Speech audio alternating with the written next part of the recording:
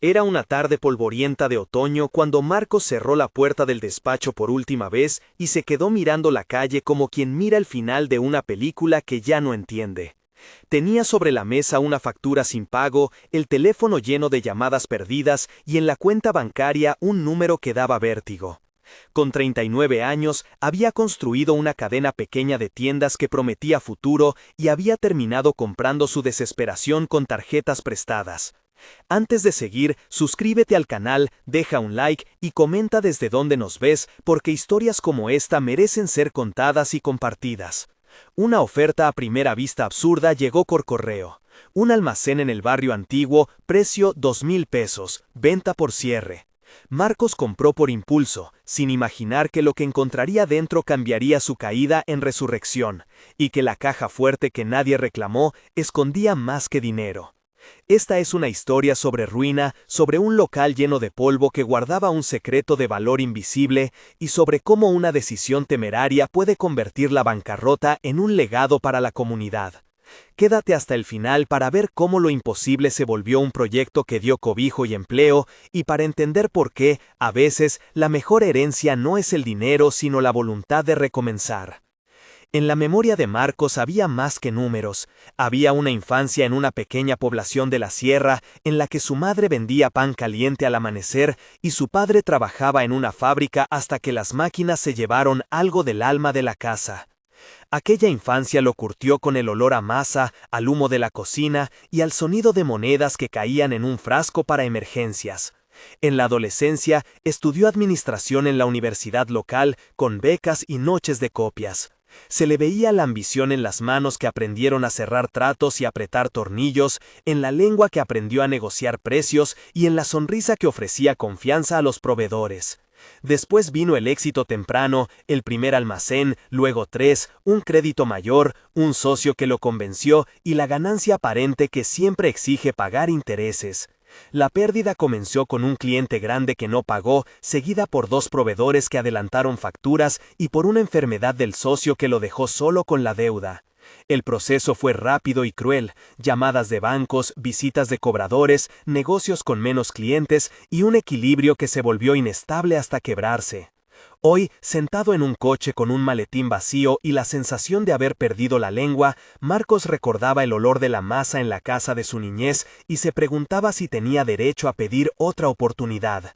Esos recuerdos sensoriales, crujientes y cálidos, lo conectaban con algo que ya no era dinero sino responsabilidad, y lo impulsaron a aceptar ofertas que hubiera rechazado en días anteriores. Más tranquilos. La caída tuvo noches largas. Una madrugada, con las manos congeladas por el aire de la calle, Marcos recibió la notificación de embargo de su cuenta corriente. Llamó a Mariana, su ex socia, y la conversación fue un hilo de reproches y justificaciones. Marcos respondió, «No fue solo culpa mía». Mariana replicó, «Tenías que haber revisado los contratos». Marcos, «Intenté renegociar». Mariana, «Los bancos no negocian, cariño». Marcos, «No sé qué hice mal». Mariana, «Hiciste lo que muchos hacen, confiaste». Fueron intercambios ásperos, cargados de nervio, de reproche y de un cansancio que apenas se podía respirar. Aquella noche, él durmió en el coche, con el volante frío contra la mejilla y la radio apagada, pensando en la lista de acreedores que avanzaba como oleada. Su dignidad quedó en pedazos en conversaciones telefónicas, en puertas que se cerraron y en un cheque devuelto. La imagen del empresario que llegó a tener empleados y un horario propio se deshizo en la dureza de la bancarrota. Lejos de ser una caída silenciosa, la bancarrota fue un estruendo que dejó eco en las voces de proveedores, en las cartas que llegaron a casa y en la vergüenza de pedir ayuda sin saber cómo hacerlo. Fue en ese estado de fragilidad que Marcos leyó un anuncio en un boletín municipal, almacén en venta por 2,000 pesos. No daba crédito, pero el precio sugería abandono, un local sin historial de rentabilidad. En la escritura figuraba un propietario desaparecido, trámites simplificados por venta por cierre y un cartorio que había certificado el procedimiento. La escena del cartorio fue casi ritual. Aire acondicionado apagado, papeles amarillentos, la funcionaria con gafas que deslizó el sobre y dijo en voz baja: «Documento en orden, solo faltan firmas». Marco sintió que el corazón le saltaba. La posibilidad concreta de un activo físico, por barato que fuera, produjo un alivio inmediato. Pagó con una tarjeta en la que quedaban poco más de 200 pesos y una transferencia que lo dejaba sin margen. La notificación del cartorio, con sello y firma, parecía poner tierra de por medio entre la bancarrota y una oportunidad tangible. Salió con el sobre caliente entre las manos, con la sensación de sostener algo que podía ser inicio o trampa. El viaje hacia el almacén ocurrió por una carretera que parecía una cicatriz en el mapa. Adoquines desiguales, fachadas pintadas a medias, olor a aceite de cocina que se mezclaba con el polvo. Marcos condujo con el sol de frente, y cada kilómetro se abrieron imágenes sensoriales que lo prepararon para la llegada. El almacén estaba en un pasaje estrecho, junto a una panadería con vitrinas empañadas y a un taller donde el ruido de metal se filtraba como ritmo constante. Al bajar, notó la madera carcomida de la puerta, el sonido hueco al golpearla, el olor a humedad que subía del suelo y la textura de la pintura que se saltaba con las yemas.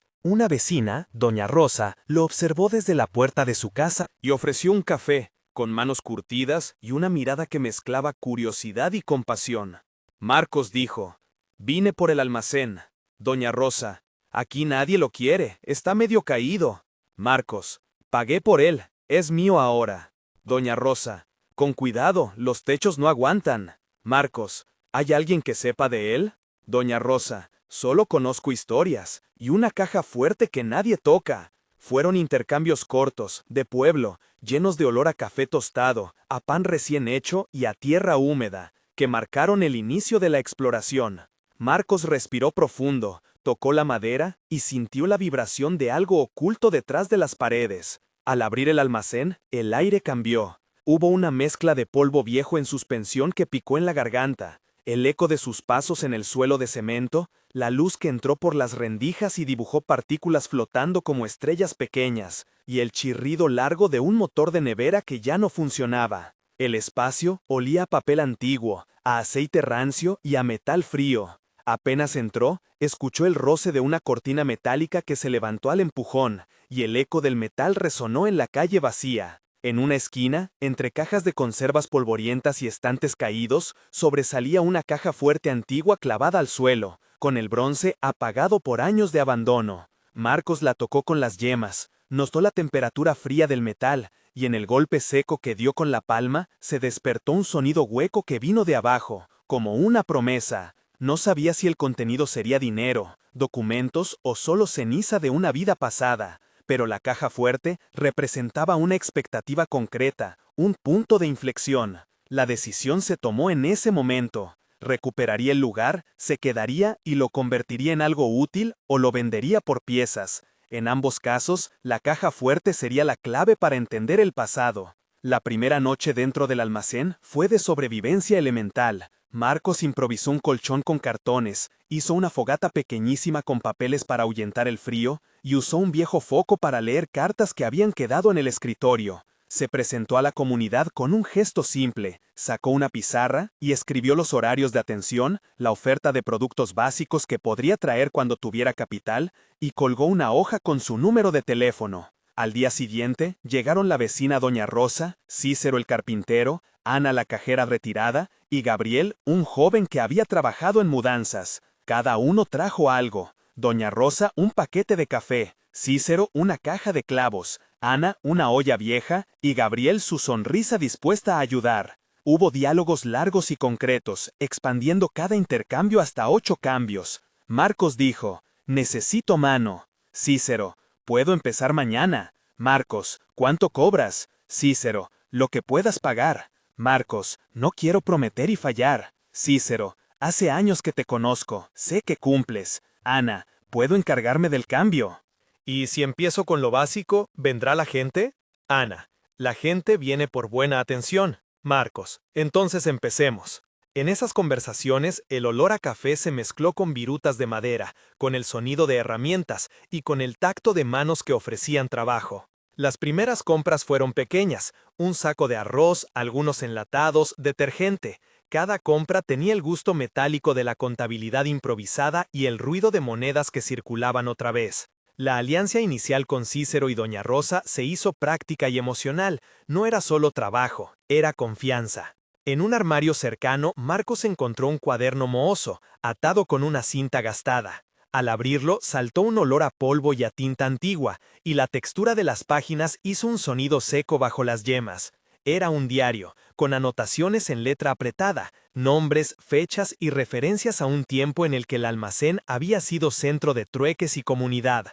Leyó por horas y descubrió que la caja fuerte tenía una clave que alguien anotó en ese diario como un enigma. Las entradas hablaban de un propietario anterior, Antonio Moreira, que dejó el lugar tras una enfermedad y que, según una página, guardó lo que más importaba en la caja para quien cuidara del barrio. Las pistas llevaron a buscar en el suelo, bajo tablas sueltas, y a cavar con manos temblorosas hasta que la pala dio contra algo metálico. La emoción de descubrir el baúl fue una oleada, el sudor en la frente, el polvo en la lengua, el sabor salado de la adrenalina y el sonido de la pala que golpeaba metal. Abrieron la caja con la ayuda de un cerrajero local, Damián, que vino con herramientas en una bolsa gastada. El diálogo con Damián fue uno de los más largos y detallados, con 8 intercambios. Marcos dijo, ¿puedes abrirla? Damián, puedo intentarlo pero hay riesgo. Marcos, ¿cuánto cobras? Damián, hacemos trato en mano. Marcos, no tengo mucho. Damián, lo hacemos por favor del barrio. Gracias, necesito saber lo que hay. Damián, si es más de lo que crees, repartimos historia. La apertura fue un sonido seco, un chasquido como un respiro liberado, y dentro encontraron documentos, una caja pequeña con monedas antiguas y cartas que hablaban de legados para mujeres del barrio que habían cuidado del local. La noticia de la caja fuerte abrió tanto esperanzas como conflictos. Un antiguo proveedor reclamó que el almacén le pertenecía por deudas antiguas. Un sobrino lejano de Antonio apareció con papeles dudosos y un abogado que hablaba en tono cortante. El vecindario, en cambio, se movilizó para proteger a Marcos y a las propuestas de uso social. Fue el primer gran momento de tensión legal. Se escucharon insultos en la calle, llamadas al cartorio y finalmente una notificación para presentar documentos de compra y pruebas de posesión. Marcos se sentó con Martina, la abogada pro bono del barrio, y habló con ella en voz baja mientras el sol se clavaba en la ventana del despacho improvisado. Marcos dijo, no tengo fondos para enfrentar una demanda. Martina, la posesión y el recibo del cartorio tienen peso.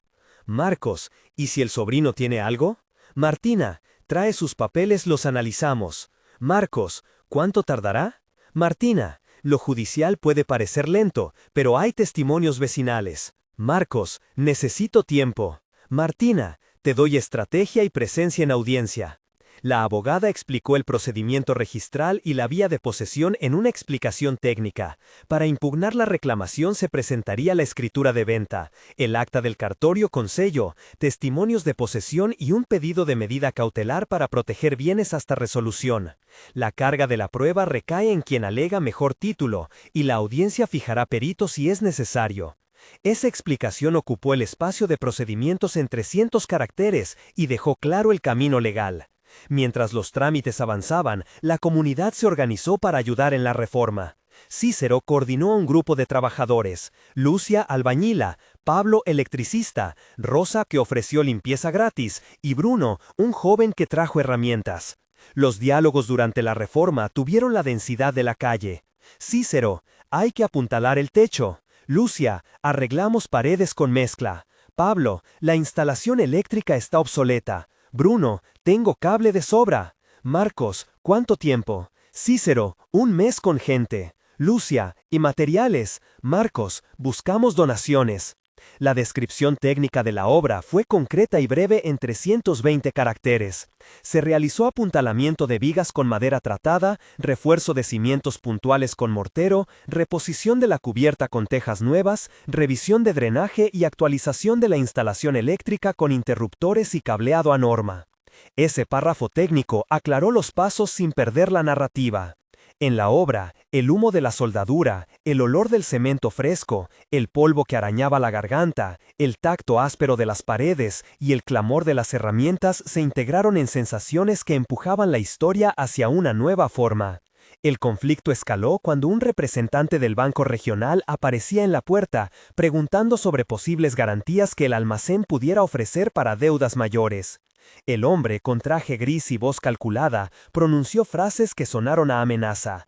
Tenemos derecho a ejecutar cualquier bien con saldo. Sus deudas son públicas. La caja fuerte puede ser objeto de verificación.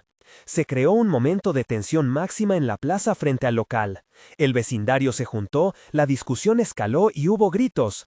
En esos minutos la tensión se sintió físicamente, el corazón de Marcos golpeando las costillas, la boca seca, el polvo que se levantaba con los pasos, el sol que pegaba en la frente de algunos y el sudor que resbalaba por nucas.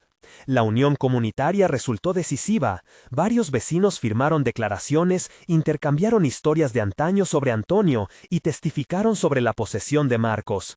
Fueron testimonios con detalles sensoriales, el olor a pan que salía del almacén hace años, la noche en que se quemó la caja de medicinas. ¿Y cómo el barrio ayudó? El sonido de la radio que se usaba para noticias. Estas declaraciones se consignaron en un acta de la comunidad presentada en la audiencia.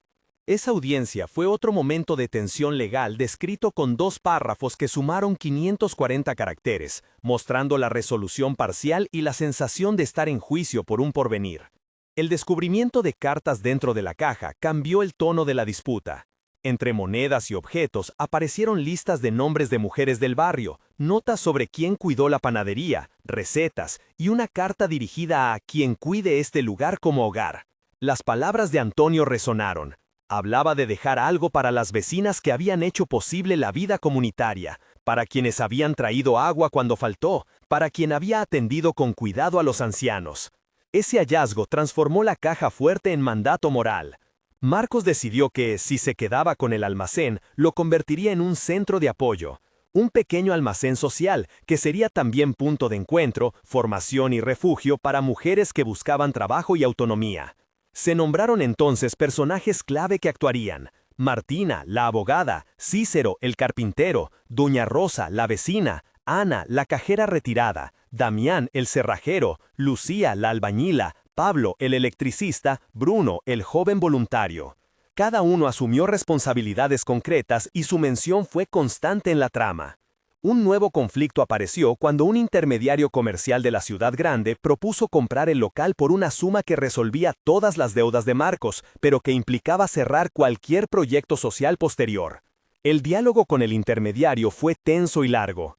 Intermediario dijo: pago ahora y te saco del lío. Marcos: ¿cuánto? Intermediario: suficiente para saldar todo. Marcos: ¿y la caja fuerte? Intermediario: documentos y plata para vos. Marcos: ¿y la gente del barrio? Intermediario: es negocio, no caridad. Marcos: no puedo entregarlo así. Intermediario: pensemos en tu familia. Marcos: mi familia son estas manos que me ayudan. Esa negociación fue un momento de presión moral, elegir entre salvación personal inmediata o un riesgo que pudiera salvar a otros. Marcos respiró, tocó la madera del mostrador y recordó la nota de Antonio. Decidió no vender, apostó a la comunidad y a la lentitud de la justicia. La audiencia final fue un clímax. En la sala, con la luz fría y el murmullo de papeles, se escucharon testimonios, se mostraron documentos y se habló de posesión y de buena fe. Martín argumentó la legitimidad por posesión, por el recibo del cartorio y por el sello de compra. El abogado del intermediario exhibió una escritura en disputa. Hubo pericial de documentación, y la juez pidió pruebas adicionales. La tensión legal se comprimió en minutos que parecían horas, los latidos en la sien de Marcos, el crujir de la camisa, el olor a tinta en los folios, la mirada de Doña Rosa desde el público. Finalmente se dictó una medida cautelar que protegió el inmueble mientras se resolvía el fondo del asunto, permitiendo que las obras continuaran y que el proyecto social empezara a funcionar de modo provisional. La resolución fue una mezcla de alivio y cautela, descrita en 2 párrafos de 560 caracteres que reflejaron la sensación de victoria a medias. En paralelo a la lucha legal y las reformas, nació la iniciativa social. Marcos transformó parte del almacén en un pequeño taller donde enseñaban oficios: costura con Ana, panadería con Doña Rosa, carpintería básica con Cícero y electricidad con Pablo. Se creó un horario de talleres y un espacio para venta solidaria, donde quienes participaban podían vender productos a precios accesibles. El primer día de apertura, el lugar olía a pan horneado, a café, a madera recién lijada y a energía colectiva. Hubo intercambio de saberes y de miradas, de manos que trabajaban juntas y de voces que contaban historias.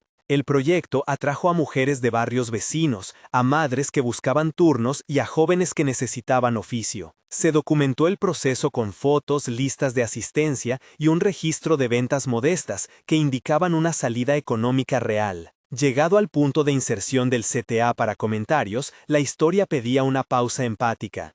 Si estás viendo esto ahora, probablemente has sentido un nudo en la garganta con la escena del almacén y con la decisión de Marcos. Cuenta aquí, ¿cuál fue el momento de tu vida que parecía el final y se convirtió en un recomienzo? Empieza tu respuesta con recomezo, para facilitar la lectura de la comunidad y para que podamos reunir testimonios que nos ayuden a construir futuros relatos. Tus palabras ayudan a otras personas a saber que no están solas y nos permiten formar una red que comparte recursos y consuelo.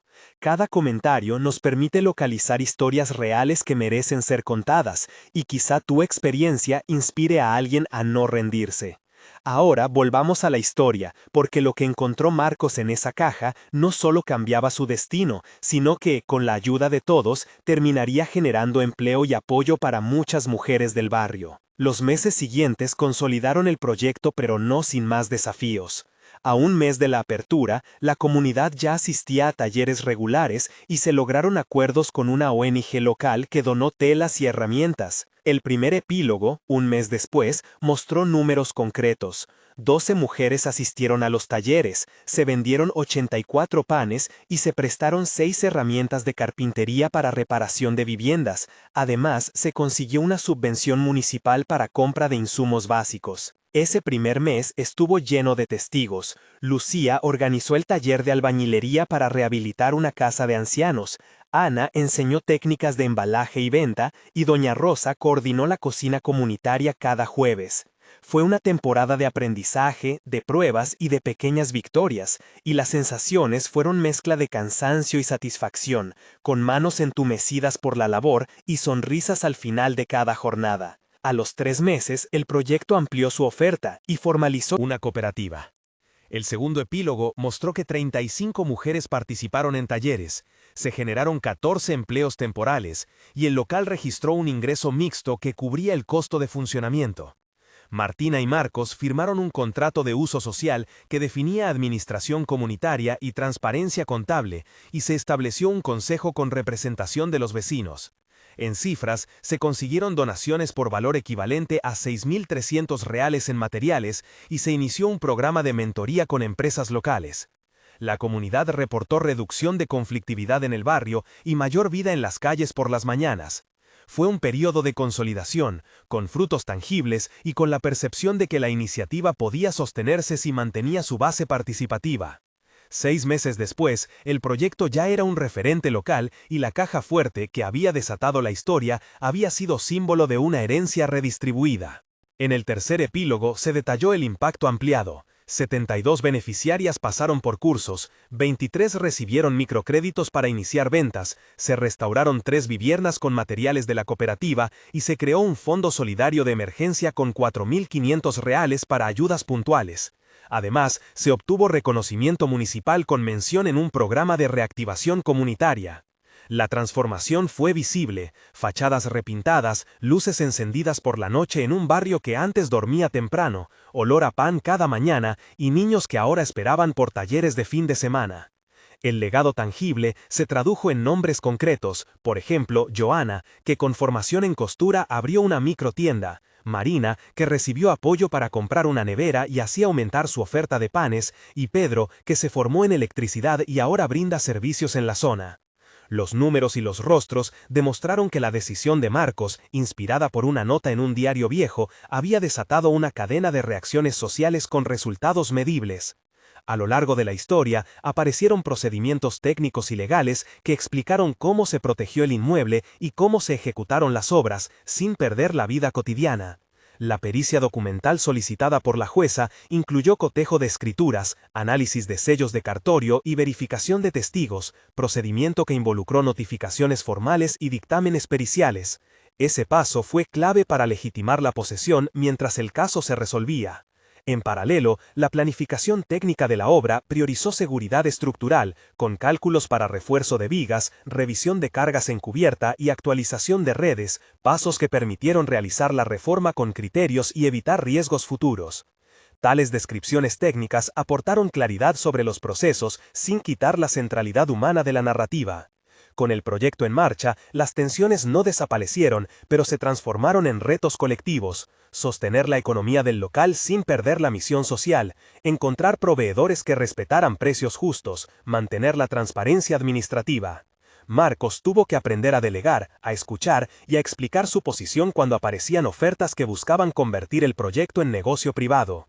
Aprendió también que la palabra confianza se construye con hechos contables abiertos, reuniones periódicas y un consejo que representara a las vecinas.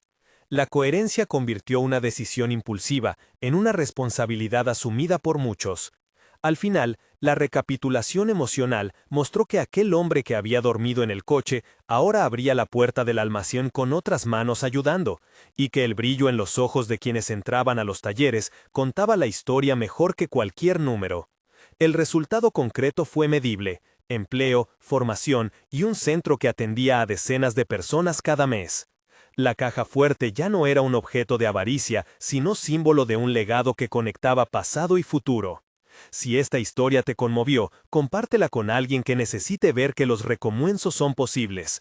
Suscríbete para más relatos reales de gente que transformó circunstancias imposibles en proyectos que ayudaron a otros.